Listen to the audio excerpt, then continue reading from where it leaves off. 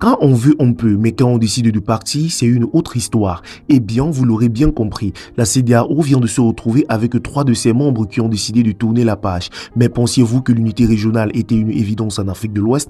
Détrompez-vous. En ce début d'année 2025, un départ inattendu secoue toute la sous-région et laisse plus d'une question en suspense. Alors, que va-t-il vraiment se passer quand 3 pays décident de quitter le groupe et surtout qu'adviendra-t-il des citoyens pris entre deux feux avec des passeports qui à ce jour ne permettent de même pas de traverser une frontière voisine? Bonjour à tous et bienvenue sur la chaîne. Aujourd'hui, nous allons décortiquer ensemble cette décision historique du Mali, du Burkina Faso et du Niger de quitter justement la CEDEAO et d'explorer les impacts de cette rupture, notamment sur le fameux passeport AES récemment mis en circulation. Restez avec nous et surtout, n'oubliez pas de liker la vidéo, de vous abonner à la chaîne et d'activer la cloche pour ne rien manquer justement des prochaines vidéos. Allez, c'est parti.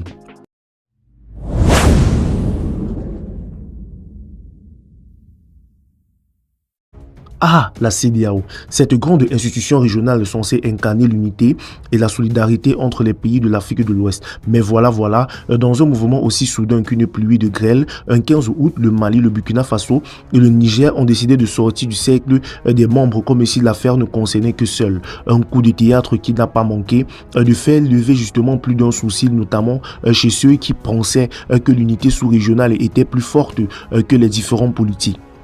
Le départ de ces 3 pays sahéliens n'est pas survenu du jour au lendemain. Bien sûr, non. C'est le fruit d'une année de discussions tendues, de frictions diplomatiques, mais surtout d'un malaise croissant face aux décisions jugées trop fermes de la CEDEAO. Au fond, tout le monde savait que l'épilogue de cette histoire était proche, mais on ne s'attendait pas à ce qu'il arrive si vite. C'est un peu comme un couple qui vit sur la corde raide trop longtemps et qui finit par se dire « T'es trop chiante, je pars ». L'affaire est donc actée. Ces 3 pays, à la fois pour des raisons politiques et économiques, ont décidé de se détacher de l'organisation sous-régionale. La décision prise en toute forme a eu un effet retentissant bien plus fort qu'un coup de vent dans la savane. La CEDEAO, elle, n'a pas tardé à réagir. Le retrait a été finalisé par une déclaration qui finalement est restée plutôt évasive sur les conséquences pratiques de ce départ. Le message semble être clair. On vous laisse partir, mais ce n'est pas fini. Une sorte de ciao, mais on n'a pas dit notre dernier mot. Un peu comme si l'histoire n'était pas complètement terminée et qu'il fallait encore attendre un peu pour voir comment cette séparation se traduirait concrètement. Mais bon, la CEDEAO a été aussi un peu gentille. Elle n'a pas tout de suite fermé les portes aux citoyens des 3 pays en question. Pas question de les laisser justement comme des âmes perdues dans un désert diplomatique, et c'est là que les choses deviennent intéressantes. Pour l'instant, pas de panique. Le passeport CEDEAO et les cartes d'identité nationale des citoyens des 3 pays restent valides. C'est un peu comme un passe-droit temporaire, un billet de faveur, attendant qu'elle décide quel sera le nouveau chemin à prendre. Mais attention, c'est une situation qui pourrait bien changer. Ce n'est pas la fin de l'histoire. Et tout cela ouvre justement une question cruciale. Que devient le passeport de l'AES, ce fameux document censé faciliter justement la circulation dans la région? C'est donc là que le flou s'installe. Alors, si vous pensiez que le retrait de la CEDEAO allait être l'unique surprise de cette histoire, détrompez-vous. Il y a un autre petit détail qui n'a pas manqué de faire frémir plus d'un citoyen. Le passeport de l'Alliance des États sahéliens ou AES pour les intimes. Ce passeport fraîchement lancé et tout beau, tout neuf, semblait être une véritable bénédiction pour les habitants de ces 3 pays. Un document qui allait faciliter justement les déplacements au sein de leurs propres espaces, un peu comme un visa express pour les pays du Sahel. Mais alors, grande surprise, la CEDEAO, qui était jusque-là un acteur incontournable de la région, n'a même pas daigné justement reconnaître ce passeport dans son dernier communiqué. Pas un mot, nada. Comme si le document n'avait jamais existé. Imaginez un peu, vous avez fièrement reçu ce passeport AES, un document tout neuf qu'on vous a vendu comme la solution miracle à tous vos problèmes de déplacement. Et là, vous vous retrouvez justement avec un papier qui, pour l'instant, ne vous permet même pas de traverser les frontières d'un autre pays ouest-africain. Si ce n'est pas un contretemps diplomatique, alors on se demande ce que c'est. C'est un peu comme si vous veniez d'acheter justement une voiture flambant neuve, mais qu'on vous dise « Ah pardon, vous ne pouvez pas rouler avec eux pour le moment, il faut d'abord que l'on vérifie si les routes sont prêtes. » Ce passeport qui était censé être un symbole d'une nouvelle ère pour les 3 pays du Sahel se retrouve aujourd'hui dans une impasse. Pour l'instant donc, le passeport de l'AES ne permet de voyager qu'au sein des 3 pays concernés et encore seulement si vous avez eu la chance de l'obtenir. Pour le reste de l'Afrique de l'Ouest, c'est la grande incertitude. La CEDEAO n'a pas fait de mention spécifique sur la reconnaissance de ce passeport et il est désormais clair que les citoyens des trois pays doivent prendre leur mal en patience en attendant que des décisions soient prises. D'un autre côté, ceux qui détiennent encore un passeport CEDEAO ou une carte d'identité nationale n'ont pas à s'inquiéter. Ceux-là, ils peuvent toujours voyager comme si de rien n'était. La question reste, pourquoi avoir lancé ce fameux passeport si, au final, il ne sert à rien pour l'instant? Une stratégie un peu précipitée, une nouvelle donne géopolitique qu'on n'avait pas anticipée. En attendant des clarifications officielles, le statu quo persiste. Le passeport AES est dans l'impasse et les citoyens des trois pays se retrouvent dans une situation où même avec leurs nouveaux documents, leur liberté de mouvement est désormais restreinte. Et pourtant, tout ceci reste secondaire par rapport aux grandes discussions qui se profilent justement à l'horizon. Parce que derrière cette question des passeports se cache une réalité beaucoup plus complexe. Celle de la configuration des relations entre ces trois pays et leurs voisins ouest-africains. Et là, c'est tout un chantier diplomatique qui s'annonce.